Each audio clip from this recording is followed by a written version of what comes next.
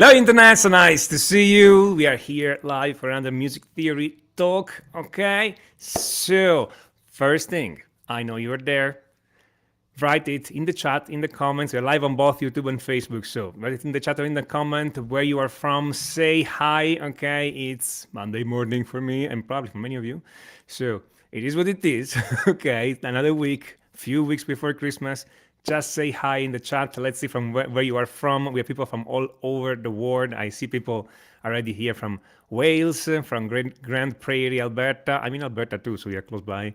Illinois, right where you're from, say hi.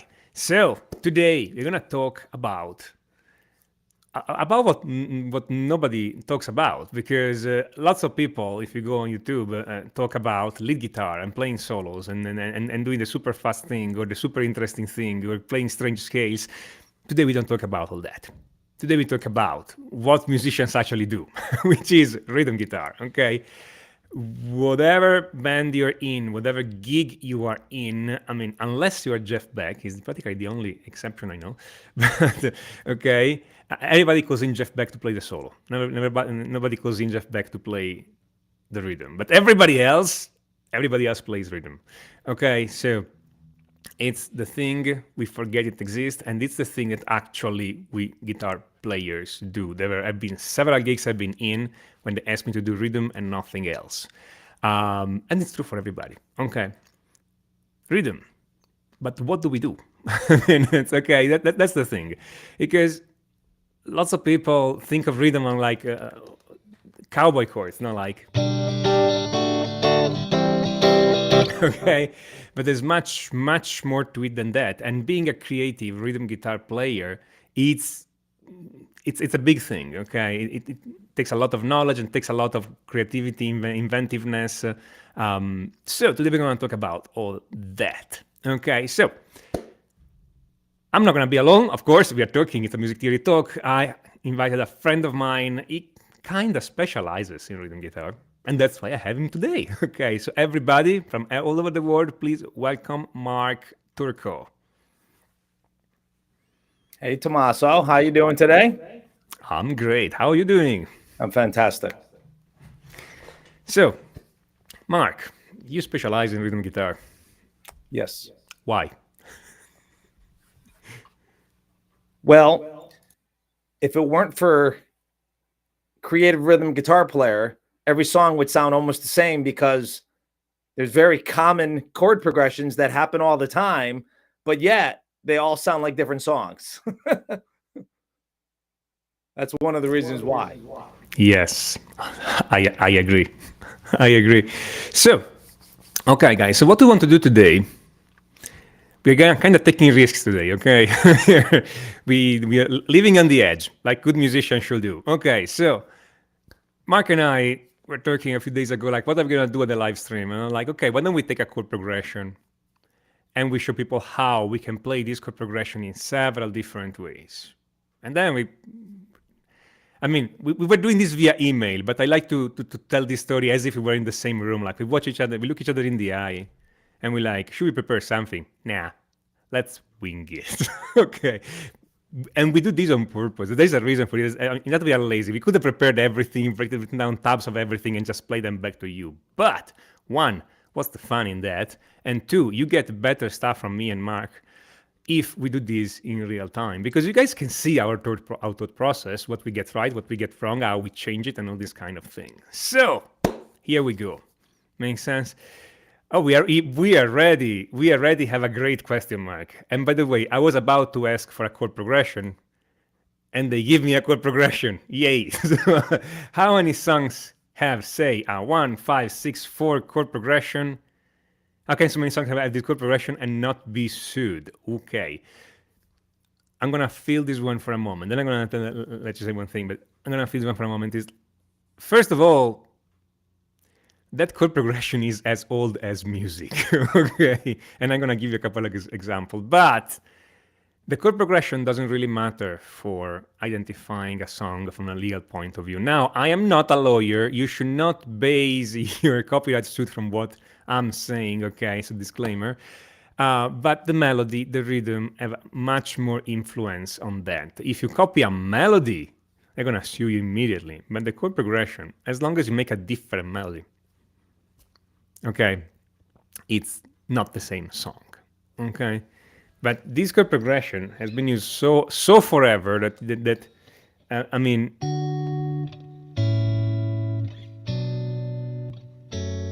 okay.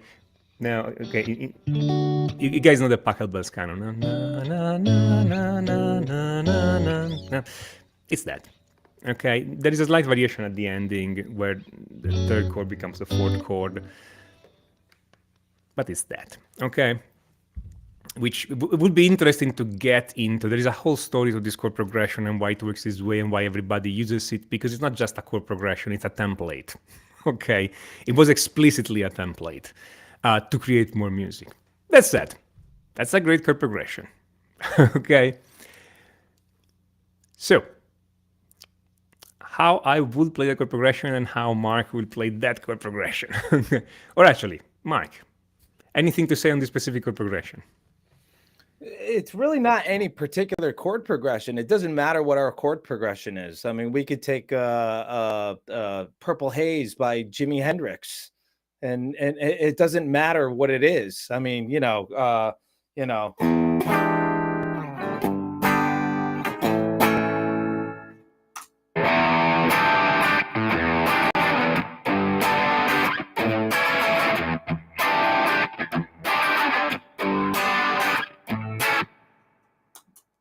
we could take that and we could turn it into a reggae song.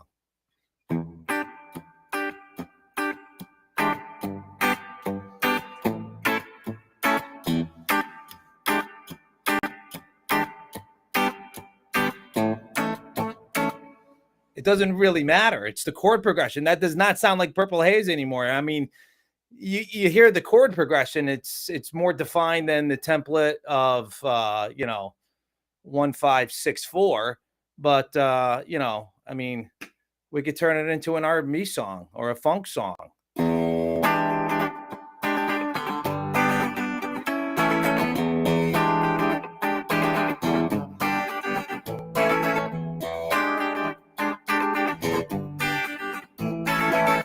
Doesn't matter. It doesn't matter. We could turn it into a jazz thing if we wanted to. Okay, let's explain people what you're doing. So the chord progression, for people who don't know, it's E 7 sharp 9 Hendrix chord. Exactly. That's for this reason. Okay. G A. We're just using power chords for those, no? That's it. Okay. Yep. So, and right now you're not even changing that. Meaning your left hand is doing exactly the same thing. My left hand, and it's changing at the same time. It's not even the progression. It's the same amount of time on each chord. It's even more specific than just a change. Yep. So the only thing you're changing is what your right hand is doing. That's it. Mm-hmm. Whether there's distortion or no.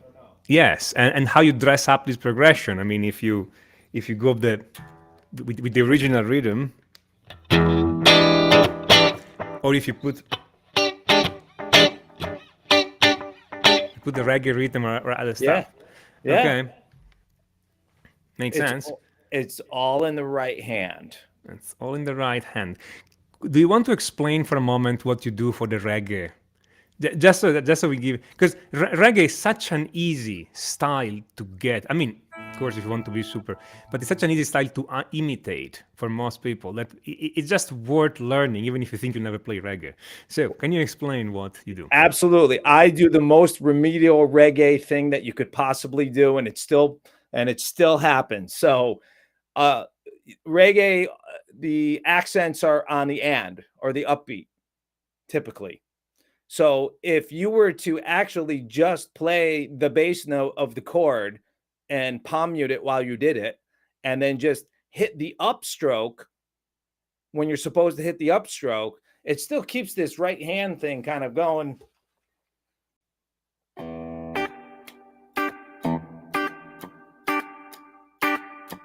As long as you're catching those upstrokes or playing on the and, it's going to sound like reggae. Now, you just quickly did something very quick, but that was more complex than even what I did. It's the second most, like you say, remedial. I love remedial reggae. I love it. It's the second most remedial thing. It's you're doing 1, 2, 3, 4. I'm doing 1, 2, 3, 4. So on the 2, I'm just doing two hits rather than one.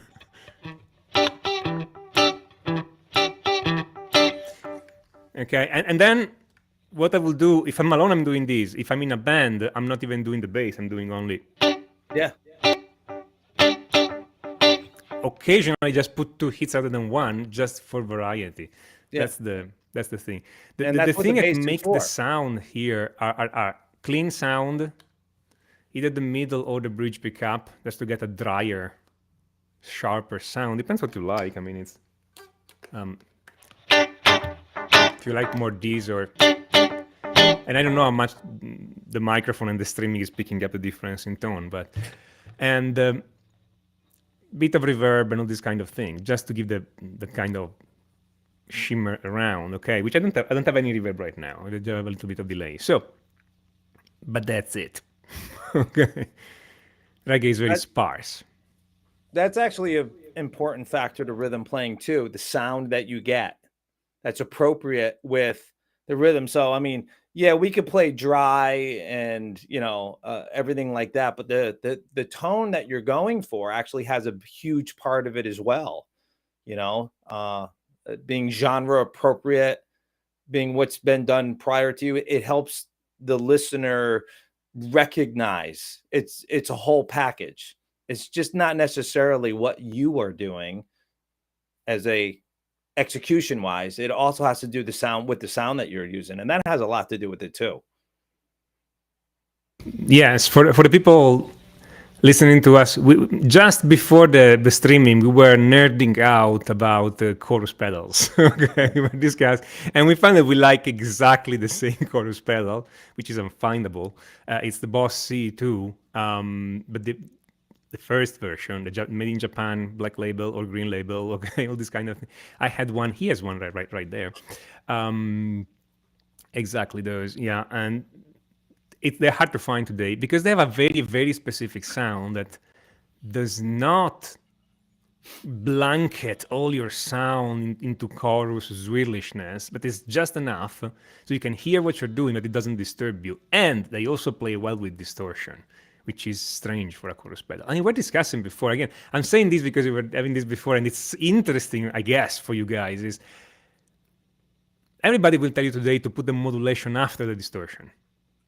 In general, I would agree. Okay, but that pedal, that chorus, works perfectly well, in fact better before the distortion. Because, I don't know, the kind of chorus, which is not too much, it's just subtle but it fits in, works just great when distorted on top. It's like magic. It's the sound of the 80s, I call it. Okay, but it goes beyond the 80s. Yes, absolutely. It's if you've never tried a chorus pedal, well, first of all, if you don't like it, you just don't like it. But if you don't like the effect at all, but my advice is if you always like the way it sounded when somebody else used it, but you could never really seem to make that happen, you haven't found the right one yet. I mean, we're overwhelmed with the number of just effects manufacturers, and now you have things like Amazon and whatnot, and who knows? I mean, you see all this stuff people you've never even heard of. So the choices are overwhelming, but I'm telling you, if you do like the sound of a chorus pedal, you just haven't found the right one yet. And it doesn't have to be this. You don't have to buy a vintage one. I mean, there's more relevant builders today that are doing something that's kind of copying that. So I'm sure if you just did some kind of internet search and find out who's doing a clone of one of these, that might be a good place to start. And it's a good idea to get new stuff because the old stuff is unreliable technically. I mean, I had one of those, and it crapped out on me during a gig. So, this one was non-functioning when I got it. I had to get it fixed just to be able to use it. It was non-functioning, but I bought it just because of its pedigree, you know. But it was non-functioning. They crap out. They do. I mean, it's what they've been built in the 80s, so it's like 40-year-old electronics. So of course they crap out. I mean, you wouldn't expect. Coming back to our chord progression. Yes. Let's play it in a different way. So I go again. The chords were E7 sharp 9, which is an E7. It's an E dominant 7. G, A. Good. Let's say you want to make it funkier. Okay, when you want to make something funkier, less strings. Okay, 2 strings, 3 strings. Okay, so in this case, I will go for the first 3 string of the guitar and play an E7, okay, G, and A. And I'm trying to stay close. Okay, so stay on a close situation here. Of course, I could play this in several different places, but this will be the most natural inversion I will use. And then you get some, you get your right hand going. So.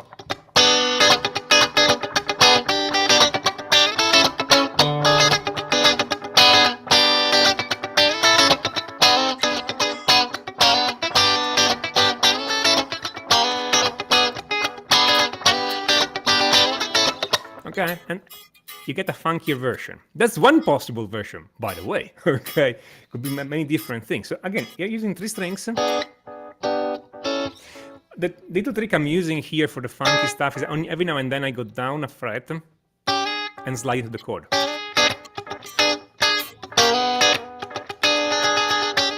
Okay, this kind of thing. And you can do it on any chord.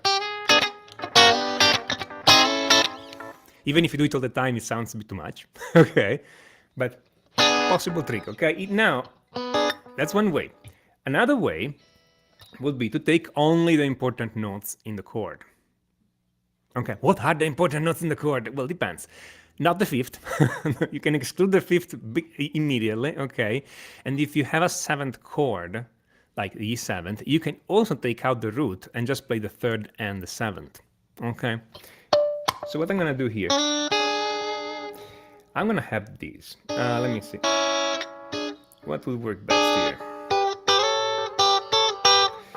This will be the triton. So okay. So I'm gonna move up here. This is the triton, so the G sharp and the D. So the 3rd and the 7th for E7. G sharp, D, which are the 3rd and 7th of E7. You play only the 3rd and 7th of a dominant chord, you get a triton, and that is enough in our ear to establish that sound. For the G chord, I'm playing the root and 3rd. So the G and the B, and I take out the 5th. For the A chord, I'm playing the root and 3rd, so I just slide up. Okay, so I have this.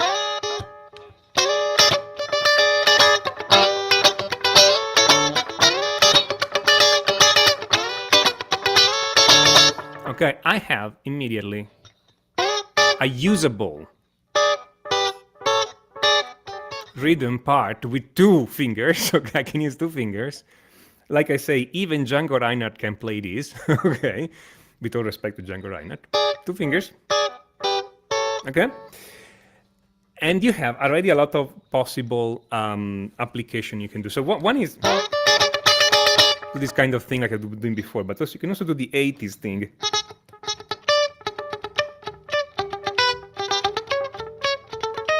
So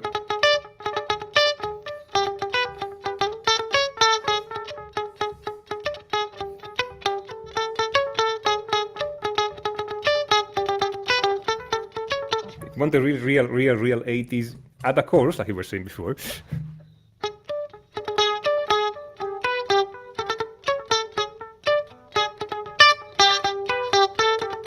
Okay, and then essentially you mute the strings. Attention here, last trick before I let Mark do another thing. You move everything here down an octave, it sounds completely different because the timbre is different. Okay, so down an octave will be here.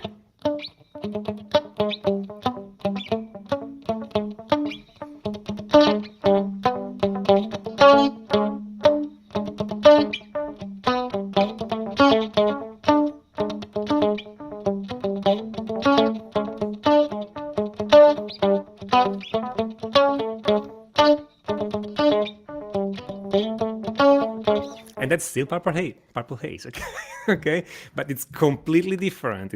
This sounds more like a 80s pop song than Purple Haze. I'm not saying it's an improvement, but it's different. Mark, other ideas? Well, I just actually want to talk about the 80s pop sound there, because that was having flashbacks of the British new wave invasion, Flock of Seagulls, and all that stuff that happened in the 80s.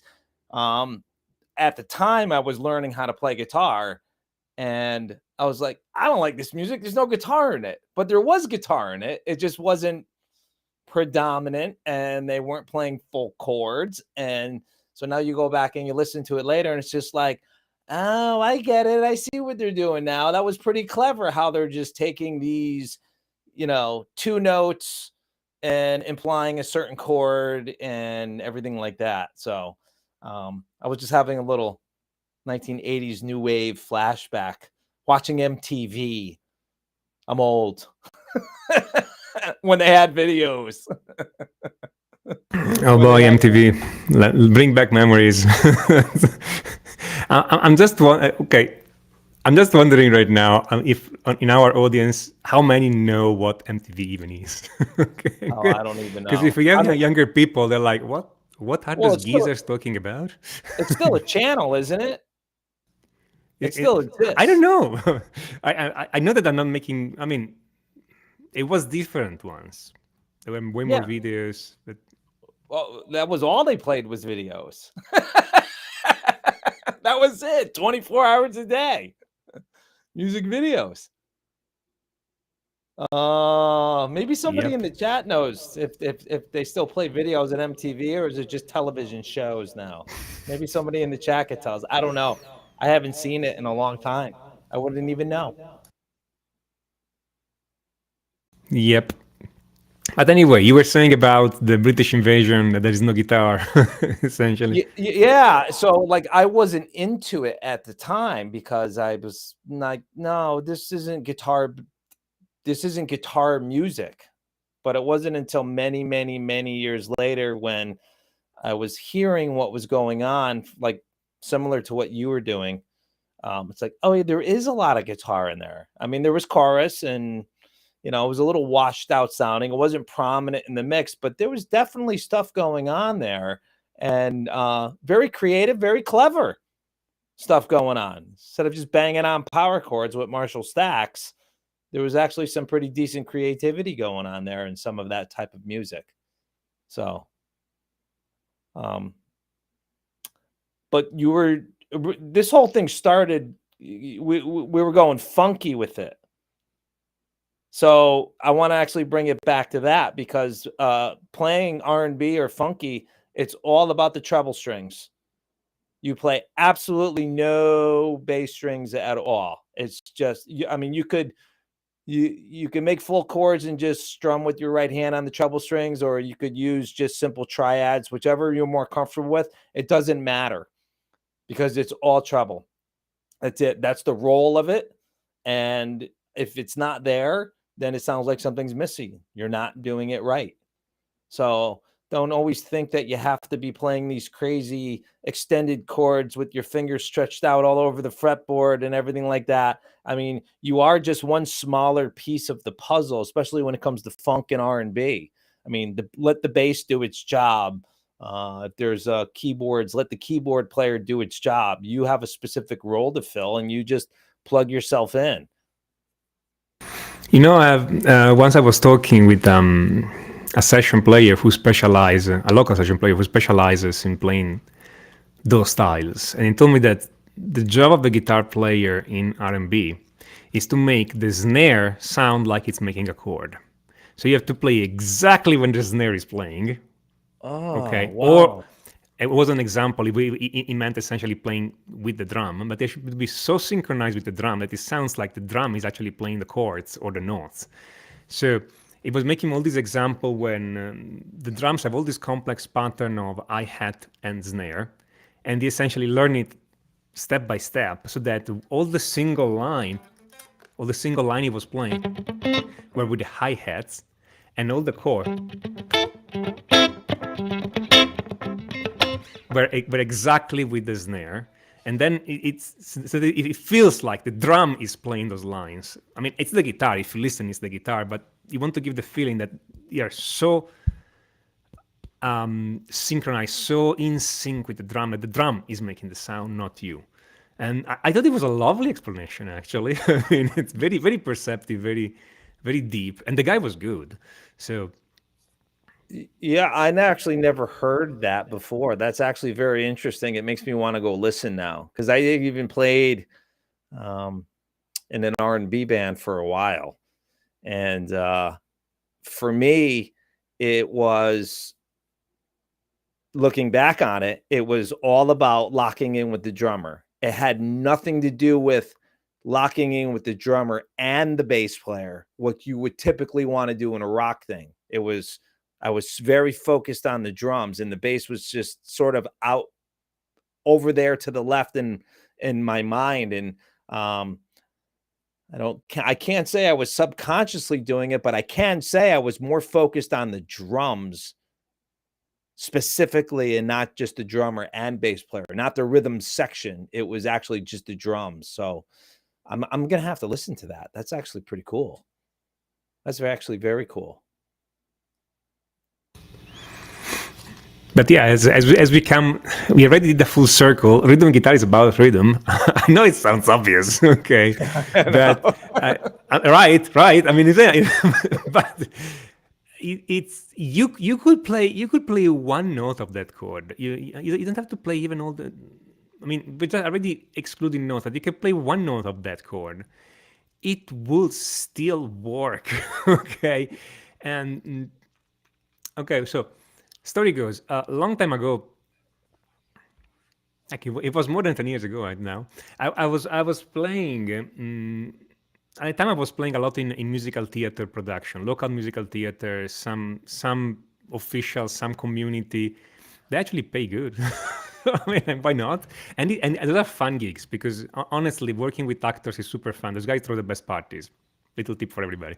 Okay, so and so we're doing every musical is different because it's completely different styles, etc. So you bring in different gear, etc., and find the right sound.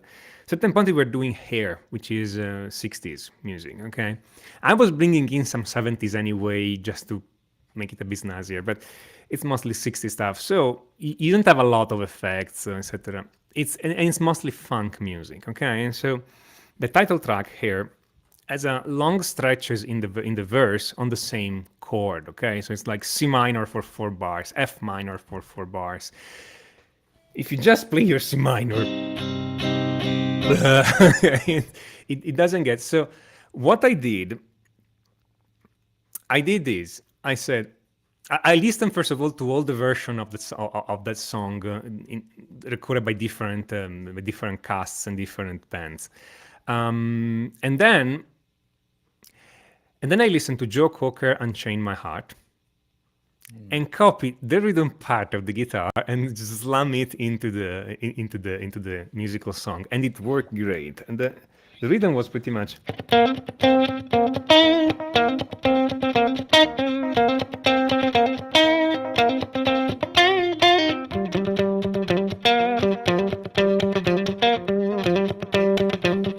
Okay, and then he was going into the different parts, etc., etc. And that little thing here made the song completely different. People, and by the way, of course, you ask the musical director, is that cool? I mean, you don't take initiatives, okay?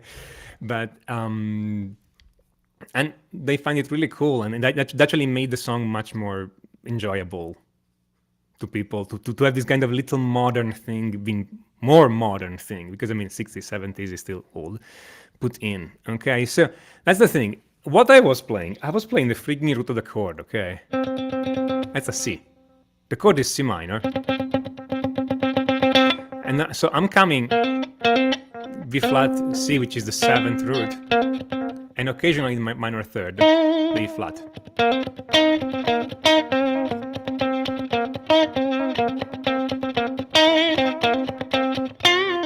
And then there's the little leak there. Anyway, so you guys don't have to play all the notes. Okay, I don't have to go and play the full chord or whatever. You can just create a little riff that hits on the chord notes and then synchronize with the drums or the bass player, rhythm section in general, and it works. Makes sense? Now, I have no idea who was the session player in Joe Cocker and Unchain My Heart, but that little rhythm part, I think, which I practically copied. I mean, if you go into the song, it's nearly that. I adapted this to the other song, so it's not the same, but it's nearly that. It's a little genius thing, you know. So it's. What's your favorite rhythm part, Mark? Well, I'll tell you what. I mean, I'm sitting here thinking while you're talking. That's why I'm being awfully quiet, because you know the whole idea of rhythm isn't always playing chords, even if it's just triads, or even if it's like you were taking just 2 notes out of it can be playing 1 note. It's how that you play it. I mean, what you were just doing right there, you could have easily not just done the hammer on to the root and went to the minor third. You could have just stayed on that C and kept the same right hand rhythm, and it's a rhythm. 1 note, you know. It's that's what rhythm actually is. It's when we get beyond 1 note, that's actually a pretty good exercise to do, is just to take 1 note and try to make it musical. So you were playing where? It was a C on the 4th string, yeah.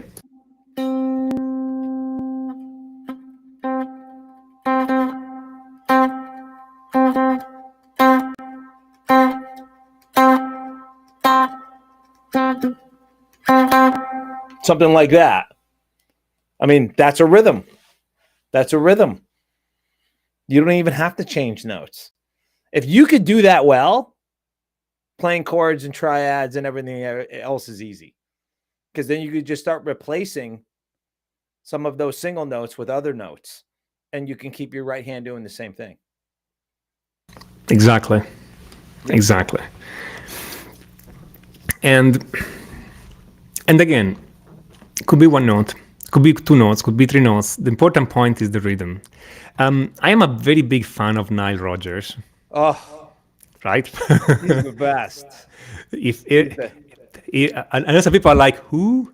Okay, guys, Google Nile Rodgers once you finish this. Nile Rodgers. The thing is, you guys have heard him everywhere. Okay, because it's like the master of the style of the style. And I found, I mean, it looks simple. Oh, looks simple. Then you start trying to redo what he's doing, and dude, it's hard. Okay, so I was, and there are a number of tricks there, because at the beginning of his career, and again, I don't want to be too dogmatic here. That's a observation that with lots of exception. Okay, but at the beginning of his career, he was staying mostly on the first 3 string of the guitar. But I noticed that the more modern you get, the more he stays on string 2, 3, and 4 on the guitar. Okay, and again, you can find a lot of exceptions to this. He's playing all over the guitar anyway. It just seems to be to do more on the string 2, 3, and 4. And I was thinking,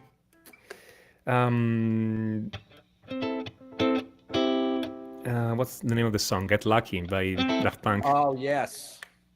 Well, I mean, Daft Punk, by the way, it's a great band, because they have a rhythm section that is solid. I mean, you can say whatever you want about the music, those bass lines are tight. Okay, but then they get Nile Rodgers to play the guitar on Get Lucky, and he has these. I'm just trying to see if I remember the whole chord progression. And then it's can't remember it now. It's A minor, C.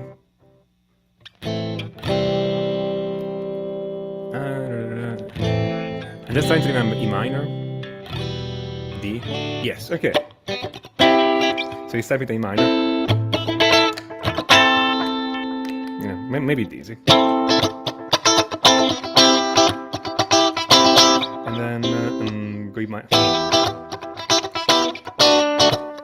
Yeah. Okay, something like that. Okay, and now the thing is something like that because the voicing of the chord is probably the right one. That's by memory. Okay, I may be wrong. If I A B, this may not be exactly like that. But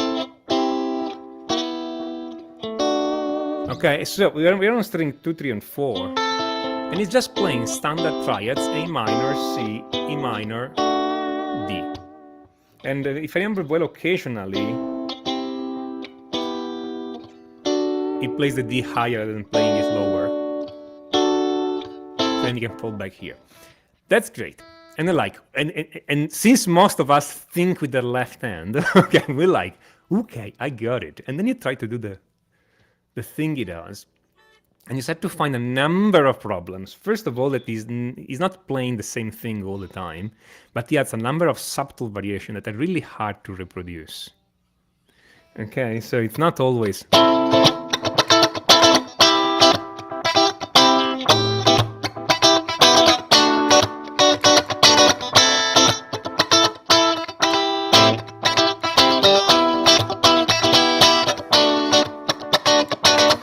Pretty much like that. Again, pretty much. But it's not exactly like that. And that's the point. The thing is, he's doing exactly. It sounds better than this. For some reason, he knows exactly when to put an extra hit or to take out a hit to make the song flows and roll the right way. And that's one thing. And the second thing is that whatever guitar I've used, okay, whatever combination of pickup, amps, whatever strings, I cannot get that sound.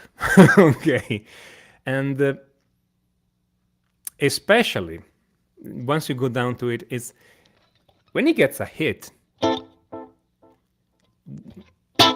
there is the attack, and then if you listen to me right now, there is a moment of attack, okay, and then there is a moment where the note is playing, and then I chop it. In some way, he can make those notes even shorter. So whenever he can make his attack longer. Not only do the notes sound shorter, but his attack seems longer. Yeah, for some reason, yes, exactly. Yes. So I don't know what it is. No, exactly. It's like when you try to replicate, that makes a big difference because the attack sounds longer. Yes, the notes sound shorter. There's a lot of empty space in between the notes. When I'm playing it, my notes tend to be more legato. It's like it's muting every single 16th note somehow. And I think it's because he uses much thicker strings. After all, he never bends, as far as I know. So, okay. So it sounds like the strings are thicker to me. He uses a very hard pick. At least, again, that's the way it sounds to me. I could be wrong. I don't know. I never heard Haldy's pick. But yes, something in his left hand, like stopping all those notes the moment it hits them, that gives a very special sound. That kind of makes this thing. So it's very specialized, if you want, very niche, but it makes it work. And then it works in an incredible amount of styles. Because, I mean, Nile Rodgers play with everybody, okay? And doing always his thing. So that's the thing. It's once you go and start and try to see what makes that part tick, what makes the part work and fit the song, it boils down, I think, on his technique. That he's doing something. He definitely has his own thing going on. It's difficult to recreate. I mean, that's where it's, the old saying, it's in the hands. He's literally making that sound with his hands.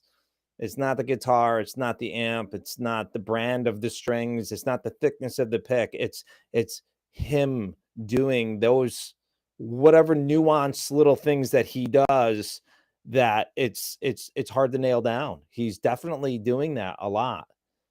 Now, what you were talking about when his variations of his rhythms, for the most part, okay, for this song, it pretty much has this, but he'll add a little hit, a little extra stroke there, one less there.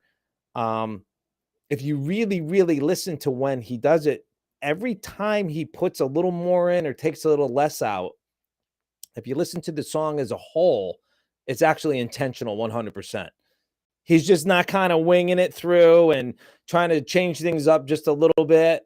It's almost like as if the vocal line drops off a little bit earlier than maybe the line before, then he plugs that hole. Things like that. Yes, exactly. It's all intentional. 100%. He knows exactly what to do in every moment in the song.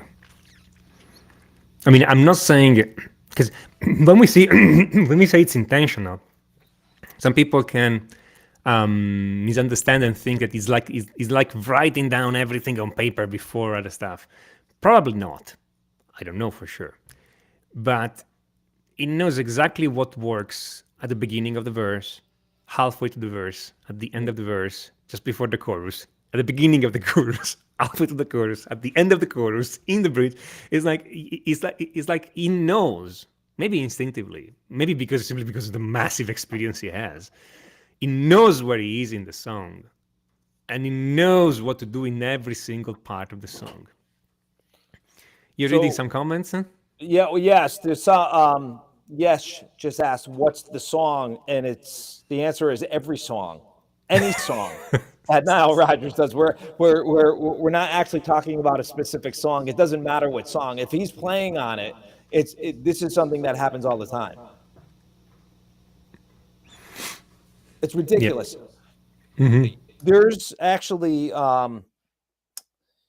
his old band Chic has been doing shows over the past couple of years, and there are some fantastic HD quality video of big shows that they're doing, like in Europe and the United States and stuff. That's very recent, not like old stuff. This is nice, excellent shot stuff, fantastic quality, and on top of his game. So if you want to see him do it live, it's a pretty amazing feat to watch. And by the way, since people don't know, it's Nile Rodgers, written like that. Okay, you guys go Google that. Okay, and Google that. Read the Wikipedia article with all the collaborations this guy had. Marvel at the vast amount of collaboration and how many times you've heard this guy. Okay, and maybe you didn't even know him.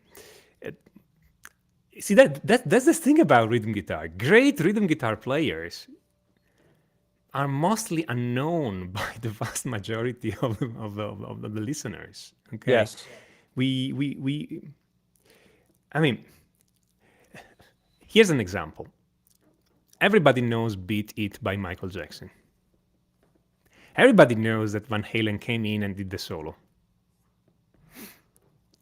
The solo is good. I'm not saying no.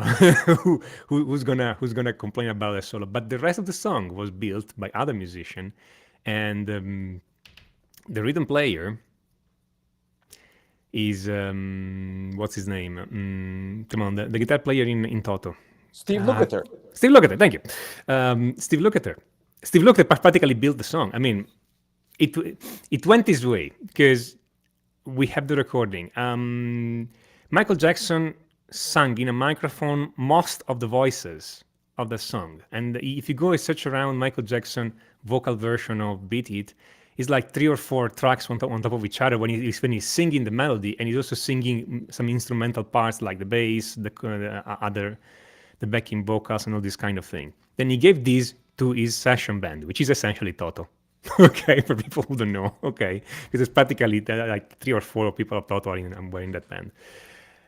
And so Lukather writes all these complex rhythm guitar part. And if you go listen to Beat It, the rhythm part is killer. It makes the song. Okay. I mean, every instrumentalist in the song is great, but the rhythm guitar, it's just great. And everybody forgets that. And it's Steve Lukather who played that guitar part. The solo is Van Halen, but so we tend What to you really need to forget pay this. attention to is get past the main riff and listen to the other stuff he does while the vocals are going on. Yep. That's cool stuff. Just a moment, because I'm going something in the chat I want to comment. Yes, that song was Get Lucky, because Nile Rodgers plays guitar in that song. Correct. That's what I was doing. So yeah, it sounds exactly like that. Nile Rodgers is the guitar player, session player. Pharrell is singing. Daft Punk is playing bass and drum. The two guys are playing bass and drum, and Nile Rodgers is playing guitar. And for everybody who thinks that that's just a pop song, you have four of the best musicians ever, because those guys.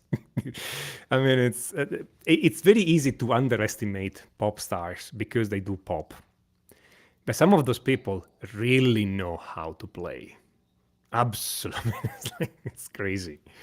I mean, there was a video a long time ago of Ed Sheeran. Everybody knows Ed Sheeran, no?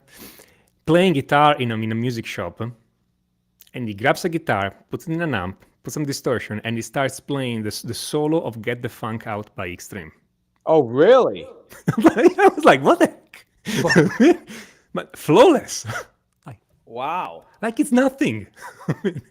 And it's a freaking hard solo. I mean, it's doable. I learned it when I was younger. I don't think I can do it now. I mean, I just forgot the thing. That's a complex solo. It is. With all the didn't know tapping he- part. I didn't know he had those kinds of lead guitar skills. No, I mean, that's the thing. We I thought always he was a rhythm underestimate. guy, Yeah, like a well, song yeah, guy. exactly. Or for instance, all the what's the name? Yeah, don't worry about that. Anyway, several people who we think are just pop stars who have limited skills or some because we just see them playing the simple things are great instrumental players. I mean, Madonna plays like 5 instruments or something like that. I mean, it's so. What song did he play? He played the solo of Get the Funk Out by Extreme. If you guys never heard of Extreme, that's another band who has great rhythm playing. Yes, and he's an solo excellent. playing. Yes, Nuno Betancourt is a fantastic rhythm guitar player. The thing is, Nuno Betancourt is a fantastic player overall. It's like, yes, great rhythms. I mean, Extreme is pretty much funk rock. You guys get great rhythms, great rhythm parts, very inventive.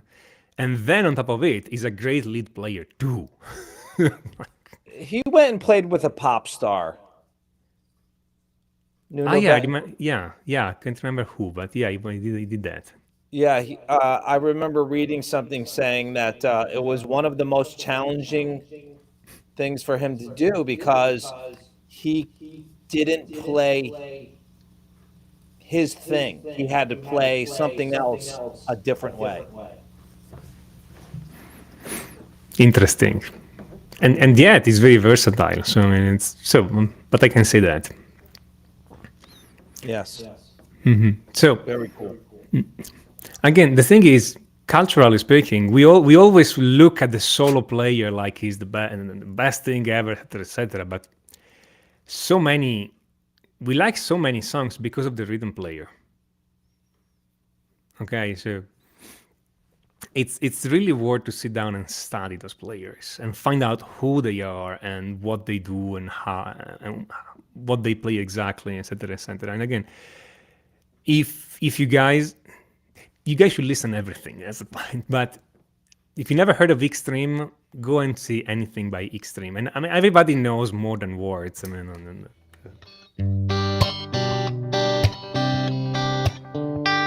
okay, the little ballad.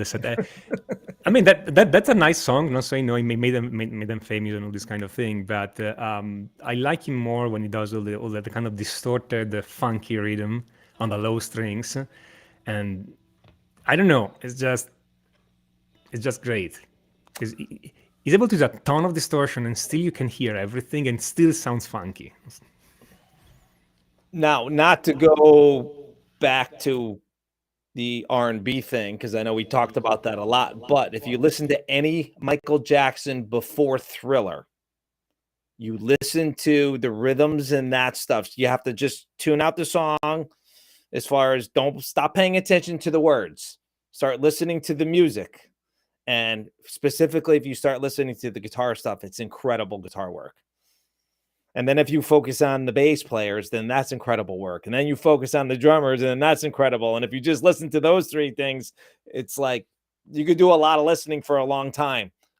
There's a lot of stuff to unpack there. A lot of great musicians. And I don't even know who did those recordings. I don't know who was available. Were they grabbing people? Did he have somebody that he was typically using way back in the day? You know, all that stuff that he did, all that more kind of, well, I guess it was pop at the time. It was pop at the time. Early 80s stuff. Fantastic rhythm playing. Fantastic. Yep. We have a question here. I'm curious about your opinion. Amazing. What do you think? Amazing. Just jaw-dropping. I wouldn't even know how to approach that, to unpack the way that they approach things rhythmically. I would have to study it for a while to probably get the hang of it. Yes. It's not in my wheelhouse right now, and I could learn it, but I'll tell you what, absolutely amazing band. The rhythms are fantastic. They are. The syncopation is ridiculous. Yes, it is. It is. It is. And by the way, I think the guys in Polyphia were saying that they really like pop and they really like some of the same stuff we are talking about. So, but I mean, I could hear the influence. The difference is that they really sit down and find a different way to play the same thing, in a sense. Like they don't play a G chord. They try to find out the one convoluted way, if you want, to play at the G major arpeggio, so that it's still a G chord, but it's not just this. And I love that. I love that. It's like it's really it's pushing the limit on what people do with guitar today. So I think the combination of both guitar players I think it's more almost orchestral in the sense that one is playing one part and one's playing another, and it's the combination of the two that's giving you the sense of, okay, well, now they're playing a G chord, let's say, but it's not like one person's playing the whole thing. Mm-hmm. I hear that in their music. Yes, definitely. Yeah. Want to make a point on another comment here, because I think hip hop is an influence in the music. That is probably true, but let's not forget that hip hop is influenced by R&B too, and they always have to look at the influences of the influences of the influences. Okay, so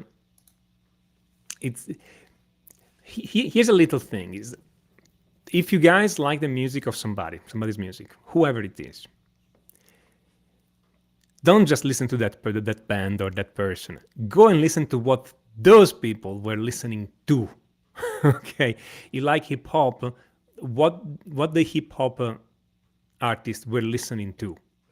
Okay, you like Polyphia, what Polyphia guys were listening to. Okay, and go back in time and then listen to the influences and the influences of the influences and so on and so forth, and try to go as back in time as you can, because once you see the evolution of the thing, okay, you're gonna see that some ideas that look really modern are actually really old, and vice versa. And once you see the evolution of the thing, you get a much better idea of what the artists you like are actually doing. You're gonna like them more, most likely, because you're gonna see all this deep thought and understand all the history of the thing and what they're actually doing. And you also get an idea on how to play this stuff. Because, I mean, if you have to start, for instance, if you like Polyphia and you start studying a piece by Polyphia, it's complex. And maybe you can do it Maybe you're a genius and you can understand everything immediately, but most likely you will be able to do it technically if you practice hard enough. But it would be hard to understand how it's built, how they got to there. But if you listen to their influences, you start to see simpler version of similar concepts in a sense. And then it's easier to understand how to build those things. And once you understand how this thing is built, it's also easier to learn and to remember and to play. Am I making sense, Mark, or Yes, am I rambling? absolutely. I mean, instead of looking at the finished product, if you look at how it was constructed, the step-by-step process to get to that point, it's a much easier way to understand someone that you like than it is to try to take what they have in completion and try to dissect it. Am I on the right track here? Yep. That's what I'm getting after, essentially. Yeah, And listening to their influences, yeah, it's a way to go about it, essentially. yeah. So, And it's fun too, because it's, then you get turned on to this, then you get turned on to that, and then you find out that there's other people in the same genre that you didn't know that your favorite artist was listening to, and maybe they weren't, but now you're listening to them too, and it's a deep dive. You just keep going and going and going. and you see, that's the thing. It always amazed me, for instance, that on what some of the bands I like listen to. There is this story that about Metallica, that when they had their first bass player, Cliff Barton made them listen to everything ABBA wrote in tour. Imagine Metallica, okay, so the young Metallica, 20-year-old, black shirt, long hair, super heavy guitars, and while they are in the tour bus, they listen to ABBA. ABBA, ABBA. Yes, yes. I never heard that story before. But the thing is, if you listen to their first album, Kill 'Em All, and their second album, Ride the Lightning, you hear a difference in the composition. Okay. And I am totally willing to bet, okay, that that's due to the ABBA influence, because the song become, I don't want to say more conventional, but the structure, verse, chorus becomes a bit more defined. And I think that's because they were listening to pop music. And I think the songs are more enjoyable, for me at least, because now they are clearer on what they want to do in the verse and in the chorus, etc. Anyway, that's my opinion. Well, but yes, they were listening to ABBA. What do you think they were listening to? The harmony of ABBA? Well, not sure about the harmony. Or composition? I think they were listening to the song structure, meaning, the emotional arc of the song, what's happening in the verse, what's happening in the chorus, and all this kind of thing. And ABBA is stellar on this. And Cliff Barton, I think, was listening to the bass line, at least him. Because everybody who doesn't like ABBA, do this. Grab any song by ABBA, tune out the vocals, tune out all the instruments on top, and listen just to the bass. Yeah. And tell me if you don't have a different respect for that. Yeah, the Bee Gees too. Oh yeah. Crazy great bass lines in that stuff. I know we were talking about Motown and all that other stuff in R&B, but the Bee Gees, they were super glossy pop, disco. The bass lines are just ridiculous. Yes. Yeah, we again always underestimated because you can't hear it immediately. It's not on the forefront. No. I wish they would remix that stuff. Set the vocals back a little bit. Let's hear the music. You know what I mean? You make an instrumental version. Yeah. Make an instrumental version. I say we petition to remix old Bee Gees and old disco stuff, because some of that 80s disco stuff had fantastic session players too. Yeah. Guitar playing, bass playing, drummers, everything. Mm-hmm. You can't hear it though, the way that it's produced.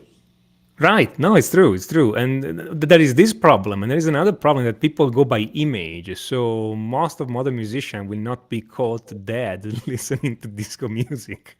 But there's so much good stuff in there. If you get past the image of disco music. Maybe we should start wearing BG t-shirts. I'm not sure this will do any good to us. As much as I love them. I mean, No, we'll put it out there in the world as we walk around in life. We'll be wearing our BG t-shirts. that's one of the things that if Steve Vai does it, it will work great. But if you and I do, we have no it's impact. not gonna on the work world. as great. We have no impact on the girl who's at the supermarket who check us out in line. Okay. Well, it's getting late. Mark, I know you have something for our viewers, so I'm gonna show that, and you can talk about that if you want. Sure. So here we go. All right. So this is a free resource that I have.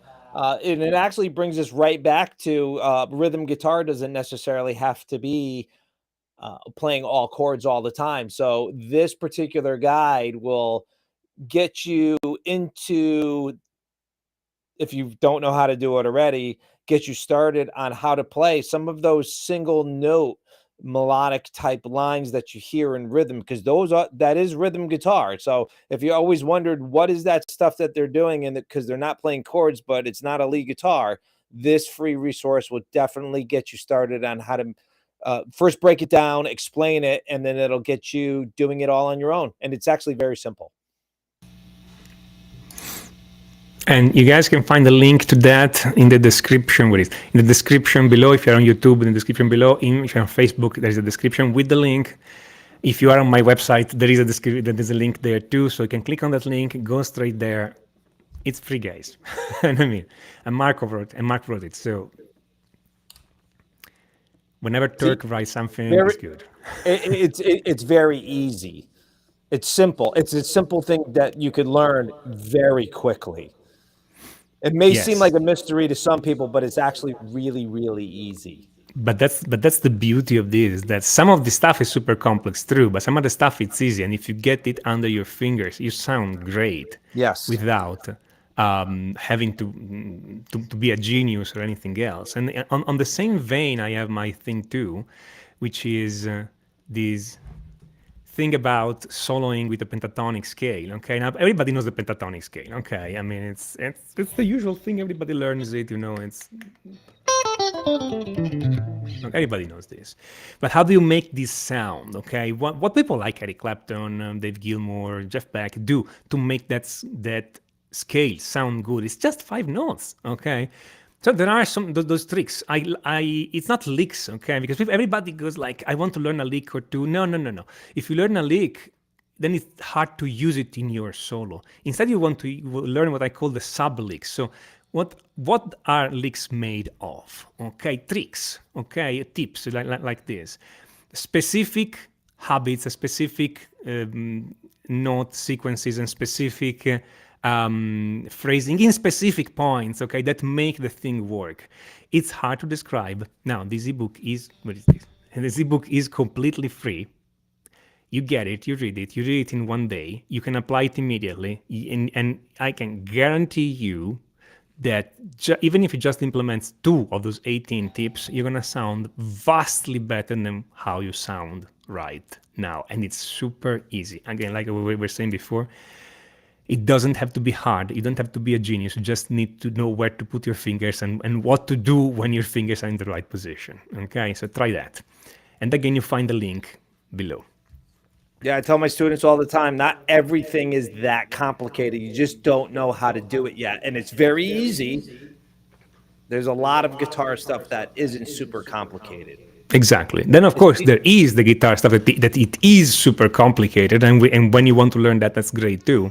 Right. But I think people always underestimate how many things, how good we can sound without being geniuses. Okay. Yes, so, I totally agree. There's many, many things that you could simply implement quickly and transform your playing. Exactly. Yeah. Okay. Guys, you have 2 great resources, if we can say so. And they are completely free. Get them. Click on the links below, get both of them, read them, learn, have fun. Okay? Yeah, have fun. That's what it's all about. Yeah, see that's the thing. I think a lot of people stress out a lot on the guitar, like, I'll never become a good player and all this kind of thing. And have fun. Yeah. Okay. How often do those words come out of your mouth when you talk to your students, Tommaso? Me Have saying fun. that I will never be a good player, No, never. no. Yeah, have fun. That's why you're doing this. Don't Oh stress yeah, all out. the time, all the time. I mean, It's okay. The point is there is no point to this unless we have fun. Okay, this is something made for fun. If there's no fun, there's no guitar, there's no music, there's nothing. Okay, so everybody relax. Okay, stop. relax. Stop. Because people are going like, I never become Van Halen, I never become Tim Henson of Polyphia. I think when Tim Henson, I don't know, I haven't talked with him, but I mean, I think when Tim Henson started, he didn't know if he was going to become Tim Henson of Polyphia. Maybe not. I mean, so some people start with the idea, I'm going to become the best, and they do. Some other just grow into it. Okay, but there was definitely a moment where Tim Henson grabbed the guitar and he was playing worse than everybody that's listening right now because he just started. I mean, he wasn't born with that. Okay. He just had fun and trained it. And you can see he's having a lot of fun. He's doing the technical stuff because he's having fun doing it. No more, no less. Which also means that if you guys don't have fun doing the technical stuff, you don't have to. Okay. There's nobody said that we have to become the super technical players. You can become the less technical players who just have fun. Okay, simple as that. And if you have fun, eventually you're gonna sound good. It has to happen. So everybody relax. Okay, learn something, implement it. Start with the easy stuff, but let's not go into I'm better, I'm worse. Everybody relax, learn what you have to learn, have fun with the guitar, okay? Because that's what it's all about. Agreed. Okay, guys. Some closing words for our audience, Mark? Have fun. That's all that matters is have fun. You probably Exactly. picked up the instrument because you said, gee, that looks like that would be fun. Don't ever lose sight of that. Just continue to have fun. Fantastic. Thank you guys for coming at this music theory talk. It was nice to have you, Mark, as usual. I mean, it's not the first time you're here, and this is not the last time you're going to be here because I'm always having fun when I'm talking with you. The conversation always take a different turn, and I love that. love it. I love it. I love it. I love it. Yep. And for everybody who came here, thank you. Thank you for commenting. Thank you for the questions. Grab the two resources below. And until next time, enjoy.